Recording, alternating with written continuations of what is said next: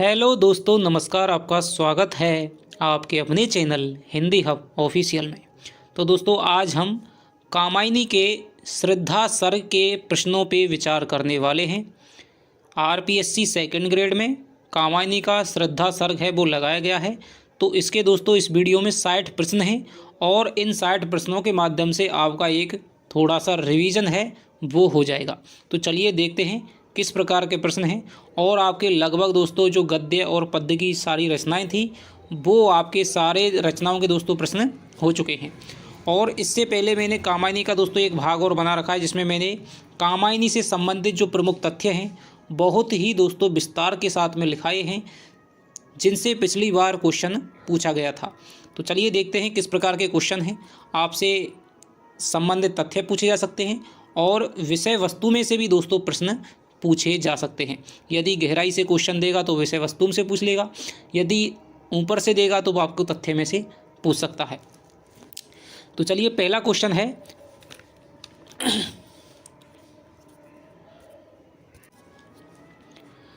कामायनी का प्रकाशन वर्ष क्या है? 1936, 1935, 1934, 1938। तो दोस्तों कामायनी का जो प्रकाशन वर्ष है वो हो जाएगा आपके 1935। हालांकि मैं आपको बता दूं कि कामायनी के प्रकाशन वर्ष के बारे में दोस्तों विद्वानों में मतभेद है। कुछ 1935 मानते हैं, कुछ 1936 मानते हैं और कुछ 1937 मानते हैं। लेकिन दोस्तों जो बहुमत है वो आपका 1935 के साथ में ही है। ठीक है, तो ये आपको मान के चलना है। कामायनी का जो प्रकाशन वर्ष है वो हो जाएगा आपके 1935। बहुत दिनों तक मैं भी इसके बारे में कंफ्यूज रहा था शुरुआत में। ठीक है, तो ये कन्फ्यूजन कोई दोस्तों होता नहीं है, बल्कि कोई हमें अच्छे से नहीं बता पाता है या फिर हम अच्छे से नहीं पढ़ पाते हैं। तो बस इसका ही भेद है कि कोई विद्वान कुछ कह रहा है, कोई विद्वान कुछ कह रहा है। हम कहीं तो किसी के अनुसार पढ़ लेते हैं और कहीं पर किसी के अनुसार पढ़ लेते हैं, हालांकि होता सब सही है। कामायनी पर प्रसाद को कौन सा पुरस्कार मिला था? मंगला प्रसाद पारितोषक, साहित्य अकादमी पुरस्कार, बिहारी पुरस्कार, ज्ञानपीठ पुरस्कार। तो दोस्तों कामायनी पर आपको मिला था उस समय का सर्वश्रेष्ठ पुरस्कार था मंगला प्रसाद पारितोषक। साकेत को भी मिला है दोस्तों। ठीक है, वियोगी हरि की जो ससई है उसको भी मिला है। ठीक है, कामायनी को भी मिला है, शुक्ल के आपके रस सिद्धांत को भी मिला है। तो उस समय का दोस्तों द्विवेदी युग का, ठीक है, 1940, क्योंकि ये तो ज्ञानपीठ है और साहित्य अकादमी है, तो 1954-55 में हुई थी शुरुआत। ठीक है, तो उस समय का जो सर्वश्रेष्ठ पुरस्कार था वो था मंगला प्रसाद पारितोषक। कामायनी में सर्गों की संख्या कितनी है? 12, 15, 17, 9। तो आप सब जानते हैं ये है दोस्तों आपके 15 सर्ग हैं। तो ये हैं जो आपके कामायनी की जो मुख्य मुख्य बातें हैं। ठीक है, शुरुआत में जो हम कामायनी पढ़ने से पहले पढ़ते हैं जो हमें पता होना चाहिए, तो वहाँ से इस प्रकार के आपके प्रश्न है वो पूछे जा सकते हैं। विषय वस्तु से कैसे प्रश्न पूछे जाएंगे वो दोस्तों आगे आने वाले हैं। आगे चलते हैं। कामायनी के सर्गों का सही क्रम क्या है? चिंता, श्रद्धा, आशा, काम। आशा, चिंता, श्रद्धा, वासना। चिंता, काम, वासना, आशा। श्रद्धा, काम, वासना, लज्जा। तो इसका उत्तर जो दोस्तों हो जाएगा, क्योंकि कामायनी के जो सर्ग हैं मैंने आपको सारा कुछ लिखा रखा है। तो कामायनी के सर्गों का जो सही क्रम है वो है चिंता, आशा, श्रद्धा, काम, वासना, लज्जा, कर्म, ईर्ष्या, इड़ा, स्वप्न, संघर्ष, निर्वेद, दर्शन, रहस्य, आनंद। ठीक है, तो इसके अनुसार दोस्तों पहला गलत हो जाएगा। आशा चिंता ये भी गलत हो जाएगा। चिंता आशा है दोस्तों ये भी गलत हो जाएगा। ये हो जाएगा आपका चिंता, आशा, श्रद्धा, काम, वासना, लज्जा। तो ये इसका उत्तर हो जाएगा। कामायनी का प्रमुख छंद कौन सा है? ताटक छंद, दोहा छंद, सवैया छंद, हरिगीत का छंद। तो दोस्तों यहाँ पर हो जाएगा आपके ताटक छंद है वो प्रमुख छंद है। 16, 14 पर दोस्तों यति इसमें होती है बिखेर देती वसुंधरा मोती सबके सोने पर, रवि बटोर लेता है उनको सदा सवेरा होने पर। तो 16, 14 पर यति होती है, जिसे हम ताटक या तोटक छंद भी कहते हैं। कामायनी की रचना का प्रमुख उद्देश्य क्या है? आनंदवाद की स्थापना करना, मन के मनोविकारों का चित्रण करना, एक महाकाव्य की रचना करना, या फिर महाकाव्य रच करके पुरस्कार पाने की लालसा। तो इसका दोस्तों आप समझ गए होंगे, उत्तर है आपका आनंदवाद की स्थापना करना। आनंदवाद को ही दोस्तों समरसतावाद भी कहा जाता है। ठीक है, तो आनंदवाद की स्थापना करना ही इसका प्रमुख उद्देश्य है। ऑप्शनों के आधार पे आपको क्या है और उत्तर डिसाइड करना होगा। यदि मान लीजिए 3 हुए, उपयुक्त सभी दे रखा होता तो फिर आपको उपयुक्त सभी भी करना है। कर्म पथ पर अग्रसर होने की दोस्तों यहाँ पर क्या है, इसमें शिक्षा दी गई है। ठीक है, आगे आप समझ जाएंगे। कामायनी में किस दर्शन की बात की गई है? प्रतिविज्ञा दर्शन, बौद्ध दर्शन, उत्तर मीमांसा दर्शन, चार्वाक दर्शन।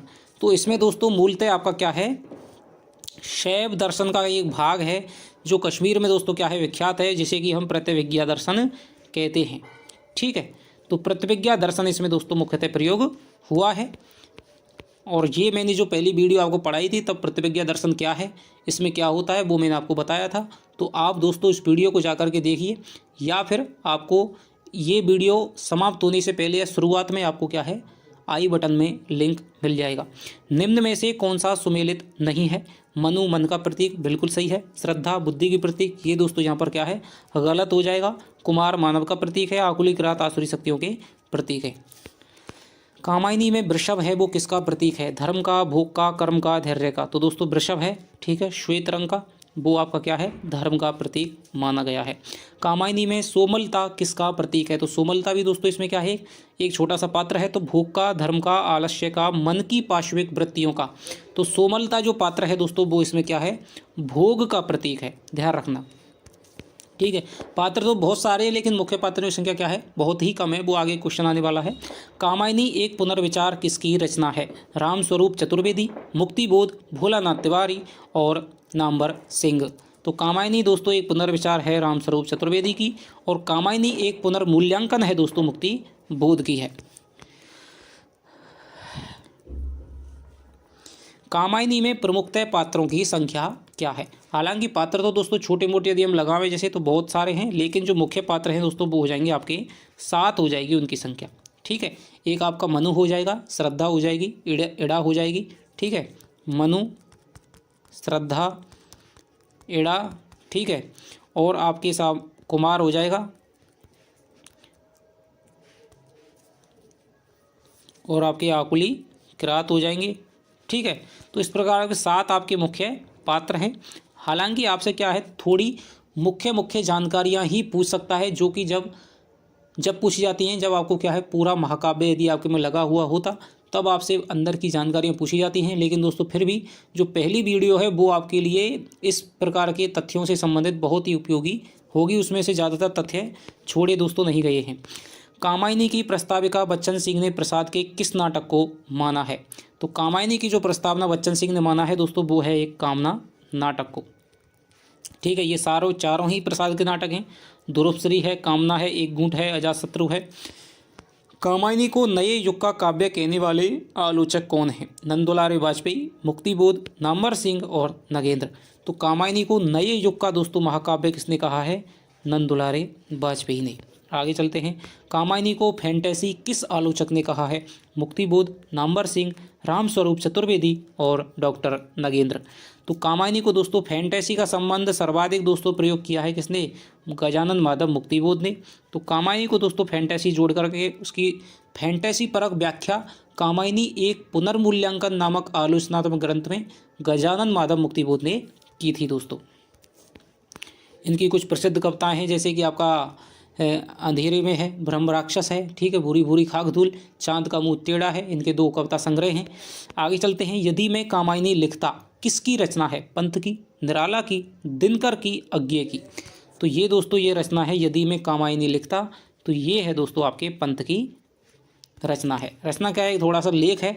ठीक है, इसमें पंत बताते हैं कि मान लीजिए प्रसाद ने इस प्रकार से लिखा, यदि मैं कामायनी लिखता तो मैं किस प्रकार से लिखता। कामायनी के सर्गों का नामकरण किसके कहने पर किया गया था? दिनकर, अज्ञे, पंत, निराला। तो दोस्तों बहुत ही क्या है, थोड़ी सी एक जानने की बात है कि शुरुआत में जो सर्गों का जो नामकरण है वो प्रसाद ने अपने हिसाब से किया था। अलग अलग सर्ग हैं, किसी का कुछ रखा था, किसी का कुछ रखा था। लेकिन दिनकर ने कहा था कि भाई आप इस प्रकार से सर्गों का नाम रखो। ठीक है, शुरुआत में जैसे कि चिंता है, तो उसके बाद में आशा आ गई। ठीक है, और आनंद उसमें क्या है, अंतिम सर्ग था। तो ये सारी जो बातें हैं, ठीक है, दिनकर के कहने पर ही प्रसाद ने अपने सर्गों का नाम है वो चेंज करके वास्तविक रूप में जो कि आज हमारे सामने उपलब्ध होता है उस रूप में मिलता है। तो दिनकर की सुझाव पर दोस्तों ये बात कही गई थी। निम्न में से कौन सा कथन सत्य नहीं है? तो 4 कथन हैं, इनमें से आपको असत्य कथन आपको पहचानना है। कामायनी छायावाद की चरम उपलब्धि है, बिल्कुल दोस्तों।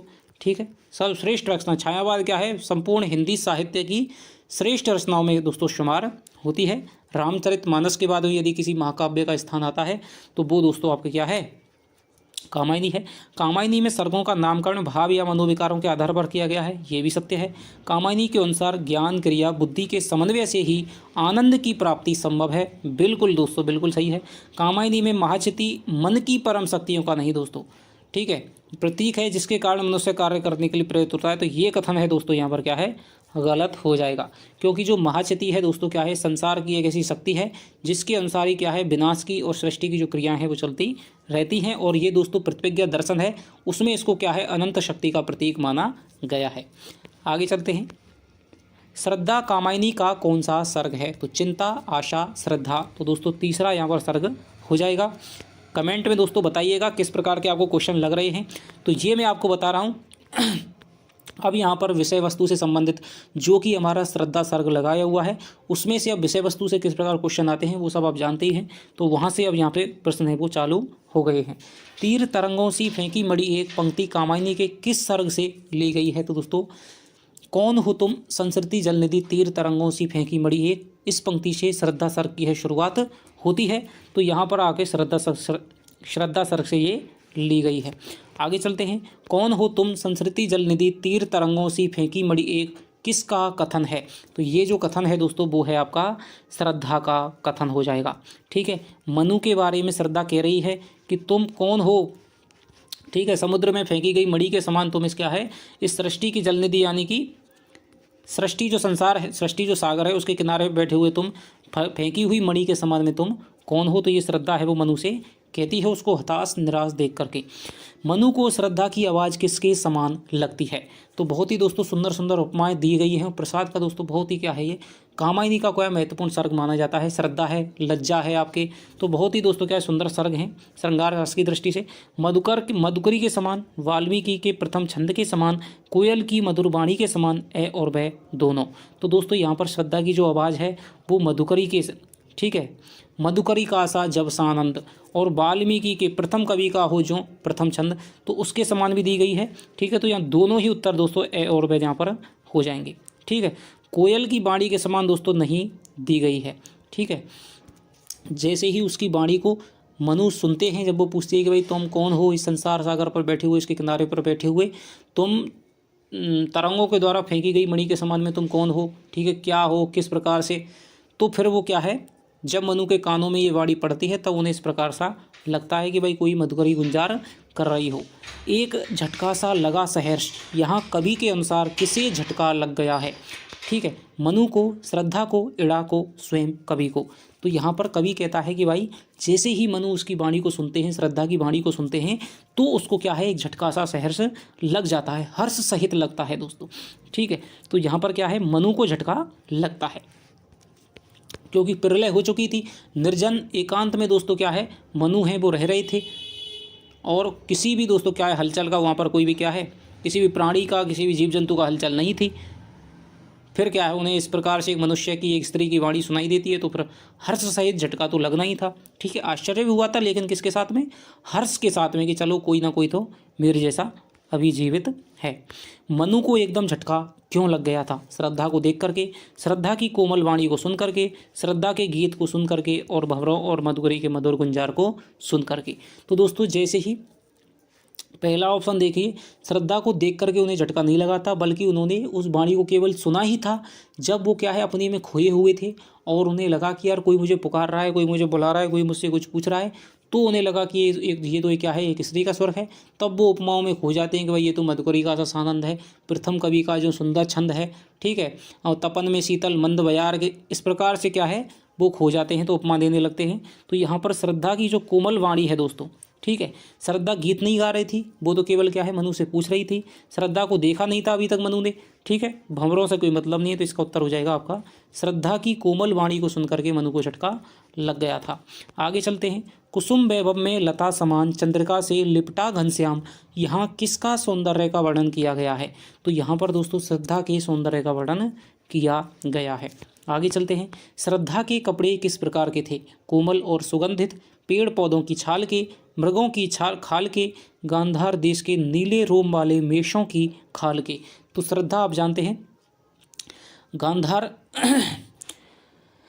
देश की रहने वाली थी, ठीक है, और उसके वहाँ पर जो नीले रोम वाली जो भेड़ें होती हैं उनके खाल से दोस्तों सुंदर और क्या है, बहुत ही कोमल क्या है, नरम नरम वस्त्र हैं वो उसने पहन रखे थे। तो गांधार देश के जो नीले रोम वाले जो मेष हैं, ठीक है, उनकी खाल के दोस्तों क्या है यहाँ पर वस्त्र श्रद्धा ने पहन रखे थे। नील घन सावक से सुकुमार, सुधा भरने को विदु के पास। तो यहाँ पर पंक्तियों में कौन सा अलंकार है? तो यहाँ पर दोस्तों पंक्तियों में नील घन सावक से सुकुमार, तो यहाँ पर सासम जिमी एव तुल्य, तो यहाँ पर हो जाएगा आपका उपमा अलंकार हो जाएगा। बालों की यहाँ पर दोस्तों बालों का सौंदर्य वर्णित है कि नील घन सावक से सुकुमार, सुधा भरने को विदु के पास। कि श्रद्धा के जो बाल हैं दोस्तों वो क्या है, बालों को किसकी उपमा दी जाती है? घन की उपमा दी जाती है, ठीक है, घन की उपमा दी जाती है। छोटे छोटे बाल हैं तो वो क्या है, कंधों तक लटक रहे हैं और ऐसा लगता है। और मुख को किसकी, चंद्रमा, मुख को दी जाती है चंद्रमा की उपमा, ठीक है। तो वो क्या है, चंद्रमा को छू रहे हैं, गाल कंधों पर लटके हुए हैं और जो मुख को छूते हुए दिखाई दे रहे हैं। तो उससे कभी को ऐसा लगता है कि भाई ये क्या है, घन छोटे छोटे यानी कि जो बादलों के क्या है, बादलों के छोटे छोटे बच्चे हैं। और ये सुधा यानी कि अमृत भरने के लिए, क्योंकि चंद्रमा किसको कहा जाता है, सुधांशु कहा जाता है चंद्रमा को, ठीक है। तो सुधांशु यानी अमृत भरने के लिए ये क्या है, चंद्रमा के पास में चले गए हैं। तो इस प्रकार की देखिए कितना सुंदर यहाँ पर क्या है, यहाँ पर बिंब प्रसाद ने उकेरा है। आगे चलते हैं। कवि ने रक्त किसले पर ले विश्राम से श्रद्धा के किस रूप की उपमा दी है? श्रद्धा की मुस्कान की, श्रद्धा के मुख की, बालों की, श्रद्धा के वस्त्रों की। तो यहाँ पर दोस्तों श्रद्धा की वो है किसले मुस्कान, रक्त किसले पर ले विश्राम। तो यहाँ पर जो पंक्ति आती है तो यहाँ पर क्या है, श्रद्धा की मुस्कान की यहाँ पर उपमा दे रहा है कि भाई श्रद्धा की मुस्कान कैसी है कि जिस प्रकार कोई नई नई कोपल क्या है, फूटी हो पेड़ में से, ठीक है, और उसमें क्या है, थोड़ी थोड़ी लालिमा होती है और सूर्य की जो प्रथम किरण है, अरुणिम सूर्य की जो प्रथम किरण है उस पर जैसे चमकती हुई दिखाई देती है, मानो उस पर अलसा करके आलस्य पूर्वक विश्राम कर रही हो। तो इस प्रकार श्रद्धा की मुस्कान को यहाँ पर कवि ने उपमा दी है। बहुत ही दोस्तों सुंदर ये छंद है। धरती और आकाश के बीच किसका जीवन निरुपाय बन गया है? मनु का, श्रद्धा का, दोनों का, कवि का। तो यहाँ पर दोस्तों अनंत नव धरणी के बीच बना ये जीवन निरुपाय, इस प्रकार की पंक्ति आती है। तो यहाँ पर क्या है, धरती और आकाश के बीच में मनु का क्या है, जीवन निरुपाय बन गया है। श्रद्धा पूछती है भाई तुम इस प्रकार क्यों बैठे हो? तो फिर वो बताता है कि भाई मेरा जीवन है क्या है, देवत्व का पूरा विनाश हो गया है, प्रलय हो गया, कुछ भी नहीं बचा है, निराश हूँ, हताश हूँ। तो मेरा जो जीवन है धरती और आकाश के बीच में क्या है, निरुपाय बन गया है, यानी कि अब उसका कोई भी उद्देश्य नहीं बचा है। आगे चलते हैं। मनु का जीवन शून्य में किसके समान फिरता हुआ बताया गया है? एक जलती हुई भ्रमित उल्का के समान, अज्ञानी व्यक्ति की कपोल कल्पना के समान, उन्मत्त व्यक्ति के समान, छोटी और नई ज्वालामुखी के समान। तो यहाँ पर दोस्तों मनु का जो जीवन है वो शून्य में किसके समान फिर रहा है? जलती हुई भ्रमित एक उल्का के समान फिरता हुआ नजर आ रहा है। शून्य दोस्तों यहाँ पर शून्य शब्द में भी क्या है, श्लेष अलंकार है। क्यों है? एक तो शून्य कहते हैं, अंतरिक्ष का जो क्षेत्र होता है उसको दोस्तों शून्य कहते हैं, ठीक है। अब जो यहाँ पर शून्य है, मनु के जीवन में क्या है, एक शून्य आ गया है, एक निर्जनता आ गई है, ठीक है। और उसका जीवन में किसके समान, एक भ्रमित, यानी कि जैसे कुछ भी अपना पता नहीं है, कहाँ जाना है, क्या है, और उल्का के समान, जिस प्रकार से कोई शून्य में अंतरिक्ष में उल्का टूट करके गिर जाती है और वो इधर उधर, जिसको उसका कोई भी दोस्तों रास्ता तय नहीं होता है, वो कहीं पर भी जा सकती है। तो उसके समान ही क्या है, मनु का जीवन फिरता हुआ दिखाई दे रहा है। आहा वैसा ही हूँ पाषंड पंक्ति किसने कही? मनु ने, श्रद्धा ने, कवि ने, कोई नहीं। तो ये जो पंक्ति है दोस्तों वो कही है आपके मनु ने कही है।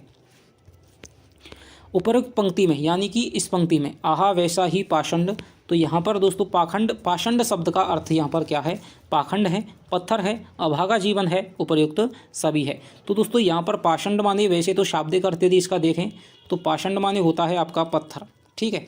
लेकिन दोस्तों मनु का जीवन है वो अभागा भी है, ठीक है। और मनु को लगता है कि भाई मेरा ढोंग पाखंड है, ठीक है, तो मेरा ढोंग पाखंड का भी जीवन थोड़ा सा मैं क्या है जी रहा हूँ, बली फली यहाँ पर यज्ञ वगैरह में कर रहा हूँ और पहले भी मैं जीता था। तो इस प्रकार यहाँ पर यदि हम लाक्षणिक को दोस्तों इसका अर्थ देखें यदि हम, ठीक है, भावार्थ में यदि हम अर्थ में यदि हम बात करते हैं तो पाषंड के यहाँ पर दोस्तों उपरोक्त तीनों ही अर्थ यहाँ पर निकल आते हैं, ठीक है। तो इसका जो उत्तर हो जाएगा वो हो जाएगा आपके उपयुक्त सभी। आगे चलते हैं। मनु का जीवन किसके समान व्यस्त है जिसे सुलझाने का उन्हें अभिमान है? आम आदमी की तरह, एक योद्धा की तरह, पहेली की तरह, निर्जन में भटके हुए आदमी की तरह। तो मनु कहते हैं कि भाई मेरा जो जीवन है वो पहेली के समान व्यस्त है, पहेली सा है जीवन व्यस्त, ठीक है, जिसे सुलझाने का है अभिमान।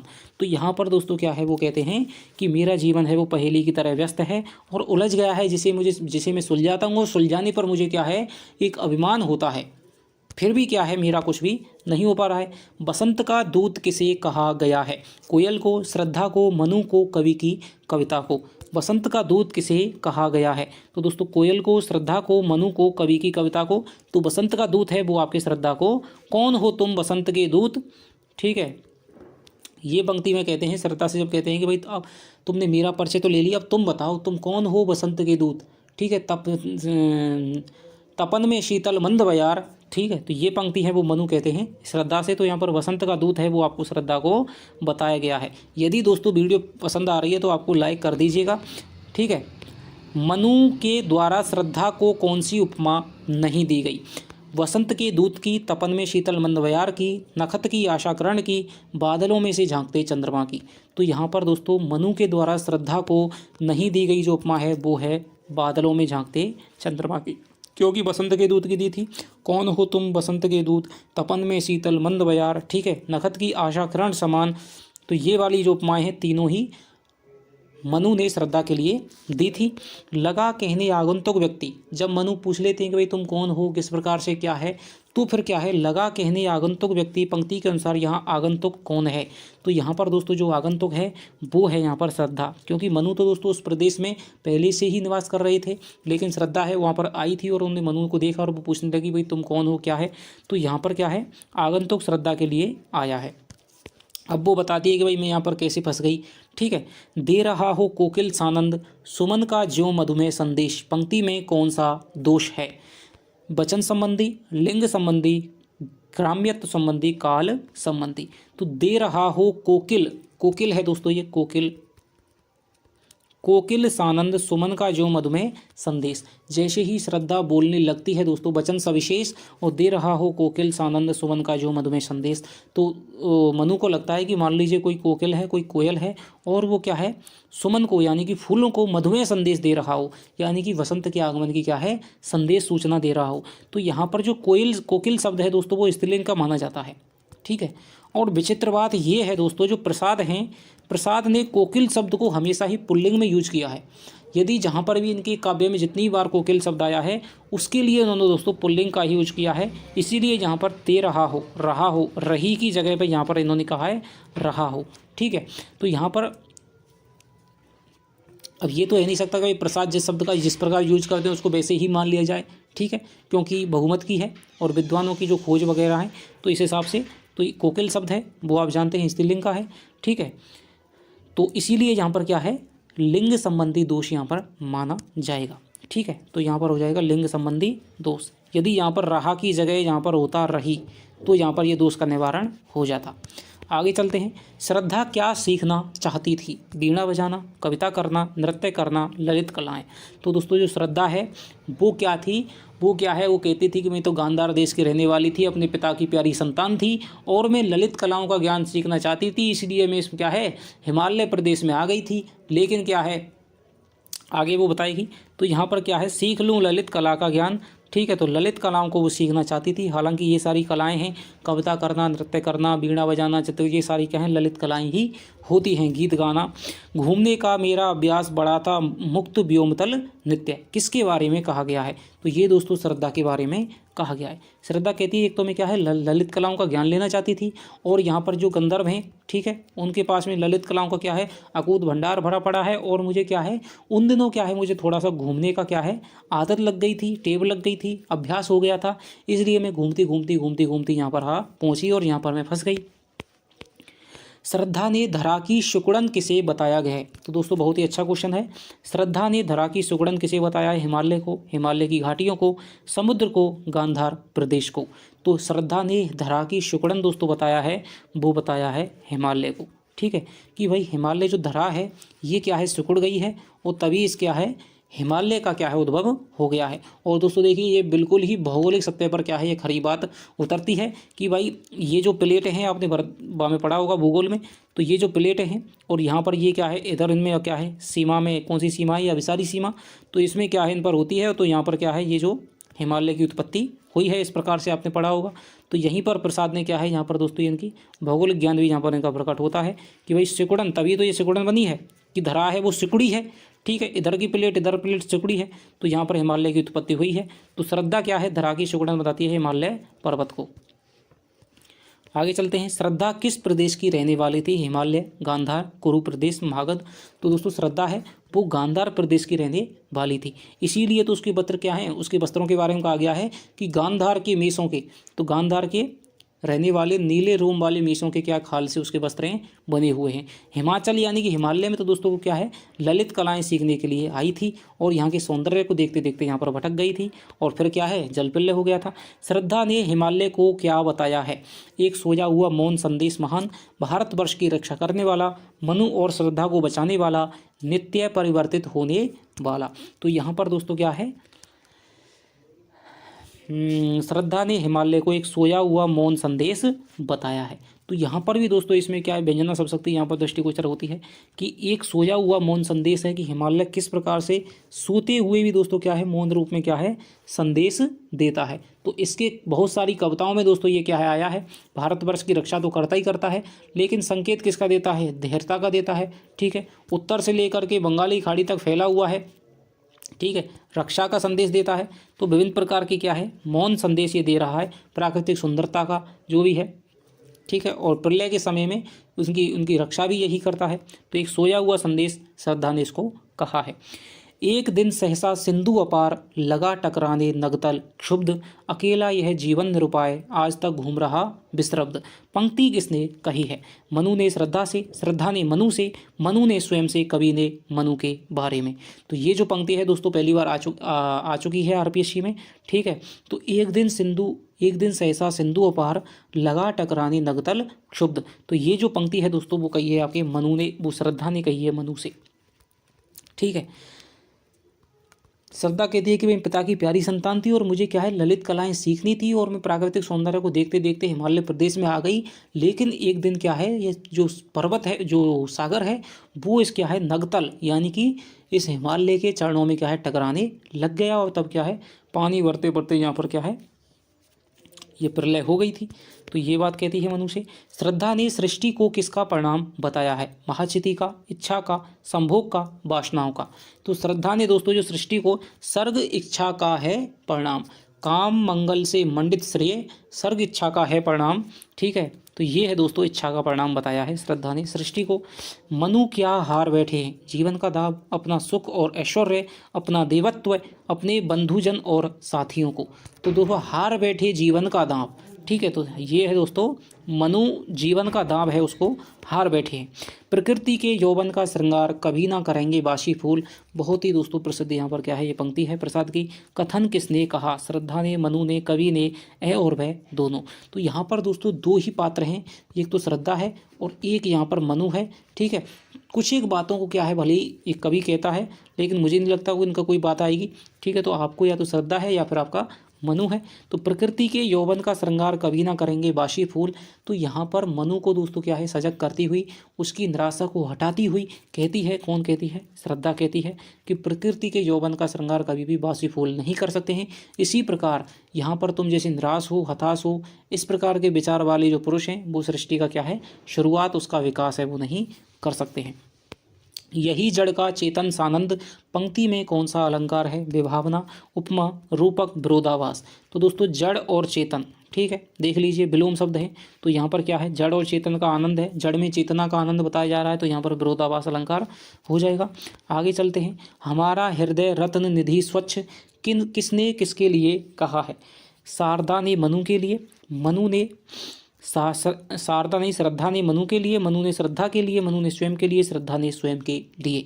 तो ये जो बताया है कि हमारा हृदय रत्न निधि स्वच्छ, तो श्रद्धा कहती है कि भाई तुम उठ खड़े हो, इस प्रकार काम नहीं चलेगा, क्योंकि प्रकृति के यौवन का श्रृंगार कभी भी बासी फूल नहीं करते हैं। तुम खड़े हो, अपनी निराशा को त्यागो और सृष्टि का दोबारा से विकास करो, तुम सृष्टि के मूल पुरुष बनो, ठीक है, और मैं इसमें तुम्हारा पूरा साथ दूंगी। मेरा हृदय क्या है, रत्नों से। कौन कौन से रत्न हैं? परोपकार का है, दया का है, ममता का है, सुंदरता का है, ठीक है, श्रद्धा तो उसका नाम है ही है। तो विभिन्न रत्नों से दोस्तों इसका हृदय भरा हुआ है, और तुम चाहो तो इसमें क्या है, मेरा सहयोग ले सकते हो। और तो ये है, श्रद्धा ने दोस्तों ये स्वयं के लिए कहा है। यदि हमारा दोस्तों यहाँ पर सर्वनाम आ रहा है तो हमारा यानी कि क्या है, उत्तम पुरुषवाचक है, तो यहाँ पर स्वयं के लिए है। तो हृदय रत्न निधि स्वच्छ, किसका हृदय भरा हुआ है, श्रद्धा का। तो श्रद्धा ने ये स्वयं के लिए कहा है। आगे चलते हैं। नव सृष्टि की बेल किससे फैलेगी? मनु से, श्रद्धा से, कवि से, प्रकृति से। तो नव सृष्टि की जो बेल है दोस्तों वो मनु से फैलेगी, श्रद्धा के कहे गए अनुसार। श्रद्धा विश्व के हृदय पटल पर क्या स्वर्ण अक्षरों में अंकित करवाना चाहती है? चेतना के सुंदर इतिहास को, अपने और मनु के नाम को, मनु के मानव स्वरूप को, मनु के मूल पुरुष बनने के रहस्य को। तो दोस्तों यहाँ पर चेतना के सुंदर इतिहास को है वो क्या है, स्वर्णाक्षरों में अंकित करवाना चाहती है श्रद्धा। अनल भूजल में रहे ना बंद, पंक्ति के अनुसार श्रद्धा क्या बंद ना रहने की बात कह रही है? मानवता की कीर्ति को, अपने हृदय के भावों को, मनु की सृष्टि निर्माण की इच्छा को, प्रकृति के सौंदर्य को। तो यहाँ पर यह है दोस्तों, मानवता की कीर्ति को, अनल भूजल की मानवता की कीर्ति अटल अचल अनल भूजल में रहे ना बंद। ये जो पंक्ति कहती है वो कहती है कि मानवता की कीर्ति को ना तो अनल में, ना भूमि में, ना जल में बंद नहीं अब रहना चाहिए। कामायनी में मुख्य रस कौन सा है? श्रृंगार है, शांत है, वीर है, अद्भुत है। तो दोस्तों महाकाव्यों में ज़्यादातर क्या है, शांत रस ही पाया जाता है। जैसे कि रामचरितमानस में शांत रस है, तो यहाँ पर भी शांत रस की ही क्या है, व्यंजना हुई है। कामायनी की घटनाओं का चयन मुख्यतः कहाँ से किया गया है? तो कामायनी की दोस्तों जो घटनाएं हैं, कथानक है, वो मुख्यतः रूप से कहाँ से लिया गया है? शतपथ ब्राह्मण से, वेदों से, भागवत पुराण से, ब्रह्म वैवर्त पुराण से। तो ये जो कथानक है दोस्तों, इसकी जो मुख्य घटनाएं हैं वो आपका शतपथ ब्राह्मण से लिया गया है, ठीक है। कामायनी की रचना में लगभग कितने वर्ष लगे थे? 5 वर्ष, 7 वर्ष, 10 वर्ष, 25 वर्ष। तो मैंने आपको बताया था, पहली वीडियो में बताया था कि आपके 1928 में, ठीक है, जून 1928 में इनका जो चिंता सर्ग है उसका दोस्तों प्रकाशन हुआ था सुधा नामक पत्रिका में। जून नहीं दोस्तों, अक्टूबर, ठीक है, अक्टूबर 1928 में चिंता सर्ग का सुधा नामक पत्रिका में प्रकाशन हुआ था। तो 1928 और 1935 में इसका दोस्तों प्रकाशन हुआ था पूर्ण रूप से। तो ये हम मानकर चलें तो मुख्य लगभग दोस्तों यहाँ पर क्या है, 7 वर्ष इसको लगे थे, ठीक है। खिला हो ज्यों बिजली का फूल मेघबन बीच गुलाबी रंग, पंक्तियों में कौन सा अलंकार है? विरोधाभास नहीं है, अतिशयोक्ति नहीं है, श्लेष भी नहीं है, रूपक। तो ज्यों बिजली का फूल दोस्तों यहाँ पर क्या है, बिजली का फूल कहा गया है, तो यहाँ पर रूपक अलंकार हम यहाँ पर मान लेंगे। कामायनी में कौन सी विशेषता है? छायावाद शिल्प का प्रयोग हुआ है, बिल्कुल हुआ है दोस्तों। छायावाद की क्या है, सर्वश्रेष्ठ कृति है। प्रतिविज्ञा दर्शन की पारिभाषिक शब्दावली का प्रयोग हुआ है, महाचति है दोस्तों, ये क्या है, उसकी ही पारिभाषिक शब्दावली है। छायावादी शैली के अनुसार लाक्षणिकता, प्रतीकात्मकता का भर भर के प्रयोग है, सभी। तो इसका उत्तर हो जाएगा आपके उपयुक्त सभी। पुरातनता का यह निर्मोक सहन करती ना प्रकृति पल एक, पंक्ति में निर्मोक शब्द का अर्थ क्या है? निर्मोक, कैंचुली, रहस्य, आवरण और वस्त्र, ठीक है। तो यहाँ पर क्या है, ये श्रद्धा कह रही है मनु से कि पुरातनता का, प्राचीनता का, आपके अंधविश्वासों का, आपकी निराशा का, हताशा का, पुरानी भावनाओं का, विचारों का निर्मोक यानी जो केंचुली है, ठीक है, उसको ये प्रकृति क्या है, पल भर भी क्या है, सहन नहीं कर पाती है। क्योंकि जिस प्रकार जो सांप है दोस्तों उस पर क्या है, केंचुली आ जाती है, लेकिन उसको छोड़ करके क्या है, वो फिर आगे बढ़ जाता है। इसी प्रकार जो प्रकृति है, तभी तो कहती है कि प्रकृति का श्रृंगार कभी भी बासी फूल नहीं करेंगे। जो फूल बासी हो जाते हैं वो झड़ जाते हैं, और प्रकृति में क्या है, हमेशा नित्य नवीन नया आनंद ही क्या, आनंद की सृष्टि होती रहती है। इसी प्रकार तुम भी इन हताश निराश भावनाओं को छोड़ करके आगे बढ़ो और इस सृष्टि की क्या है, दोबारा से सर्जना करो, इसके मूल पुरुष तुम बन जाओ। तो केंचुली हो जाएगा, निर्मोक माने होती है दोस्तों केंचुली। छायावादी नारी है, पुरुष की प्रेरक शक्ति, नरक का द्वार, निंदनीय, वासना से भरी हुई।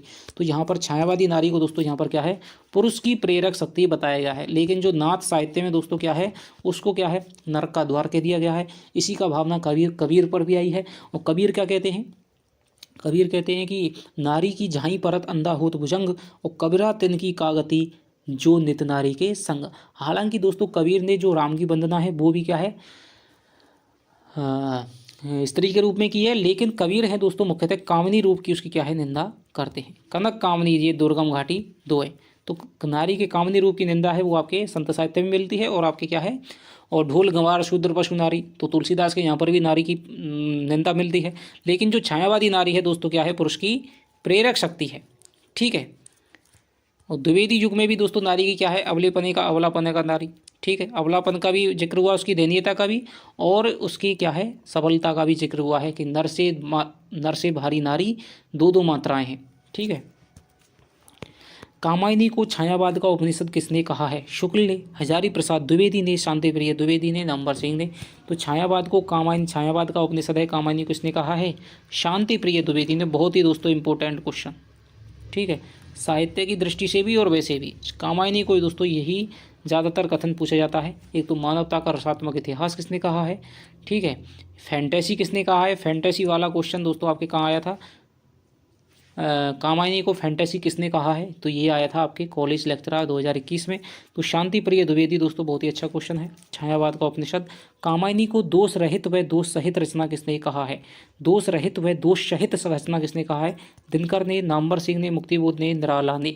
तो दोस्तों कामायनी दोष रहित व दोष सहित निबंध है किसका? ये निबंध है आपके दिनकर का। दिनकर ने इस नाम से निबंध लिखे थे। आलोचक जो दोस्तों होते हैं, यदि मैं आपको बताऊं, साहित्य को यदि आपको समझना है, विचारों को समझना है, किसी से बहस करनी है, किसी की बातों पर अपने तर्क देने हैं, इंटरव्यू आपको पास करना है, तो आपको आलोचना विधा का दोस्तों क्या है आपको गहन अध्ययन करना चाहिए, ठीक है। जैसे इस पर जो टीकाएं लिखी गई हैं, इस पर जो आलोचना लिखी है, इस पर जो निबंध लिखी गई है। अब यहाँ पर यदि दिनकर का पक्ष आपको जानना है तो दिनकर का आप ये निबंध पढ़ लीजिए, कामायनी दोष रहित व दोष सहित। तो ये आपको बता देंगे कि भाई इसमें ये दोष हैं और ये इसमें कमियां हैं। यदि आप इंटरव्यू में जा रहे हैं, मान लीजिए आपसे इंटरव्यूअर है, वो पूछ लेता है कि भाई कामायनी की आप क्या क्या कमियाँ देखते हैं, उसमें क्या क्या दोष देखते हैं, तो दोस्तों इंटरव्यूअर है वो कोई अपने अनुसार बना करके ज्ञान नहीं लाते हैं, वो क्या है इस प्रकार की रचनाओं को सभी को पढ़ चुके होते हैं, तो वहीं से क्या है वो पूछते हैं, ठीक है। हमें लगता है कि भाई ये कितने ज्ञानी हैं, ऐसा कुछ नहीं होता है। जो जितना पढ़ेगा दोस्तों उसमें इतना ही बहस करने की क्षमता, तर्क देने की, जवाब देने की, प्रत्युत्पन्नमति की क्षमता आ जाती है। कुछ ऐसा नहीं है। तो सब कुछ दोस्तों पहले का किया कराया है। आजकल कुछ भी नया नहीं कहा जा सकता, नए ढंग से ज़रूर कहा जा सकता है। प्रकृति का श्रृंगार कौन नहीं कर सकता है? तो मैं आपको बताया कि बासी फूल हैं वो प्रकृति का श्रृंगार नहीं कर सकते हैं। कौन कहती है? श्रद्धा कहती है मनु से। तो ये थे दोस्तों आपके कामायनी के 60 प्रश्न, और आशा करता हूँ कि दोस्तों आपको प्रश्न है वो आपको पसंद आए होंगे। और आपका पूरा का पूरा दोस्तों कामायनी है, लगभग इसमें आपके 61-62 हैं, शायद 61-62 छंद हैं, वो आपके समझ में आ गए होंगे। थोड़ी सी मैंने कथा है वो आपको क्वेश्चनों के माध्यम से भी कराई है। और अब यदि इस वीडियो को, ठीक है, यदि आपने ये वीडियो पहले देख ली है और आप तथ्य लिखना चाहते हैं तो पहली वीडियो आप जा करके देखिए, उसके माध्यम से आपका तथ्य वाला क्वेश्चन है, कोई गलत नहीं होगा, ठीक है। और इस वीडियो को ले करके समझ करके उसके बाद में आप एक बार और कामायनी आप यदि पढ़ करके देखेंगे तो आपको बहुत ही अच्छी तरह से समझ में आ जाएगी। अब आपको लगेगा कि वास्तव में कितनी सरल चीज़ है कामायनी को जो बताया जाता है दोस्तों। हालांकि सबसे बड़ा महाकाव्य है, ठीक है। यदि इसको पढ़ाया जाए तो अच्छे दोस्तों नहीं पढ़ा सकते हैं, लेकिन यदि इसको एक बार समझ में आ गई तो दोस्तों बहुत सरल भी लगती है। तो चलिए आपसे मिलते हैं दोस्तों। यदि आपको वीडियो अच्छी लगी हो, ठीक है, तो आप कमेंट में करिएगा और लाइक कर दीजिएगा। और यदि आप चैनल पे दोस्तों नए हैं तो चैनल को सब्सक्राइब कर लीजिएगा। आगे आपसे मिलते हैं अगली वीडियो में। तब तक के लिए दोस्तों बाय बाय, जय हिंद, जय भारत।